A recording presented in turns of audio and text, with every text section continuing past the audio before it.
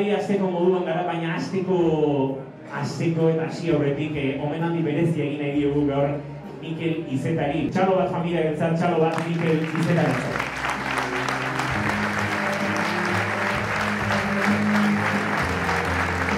El recuerdo y el homenaje para Mikel Iceta, siempre dispuesta a ayudar, siempre pendiente de la cantidad de acontecimientos deportivos en los que colaboró en este cross, especialmente durante más de 2 décadas.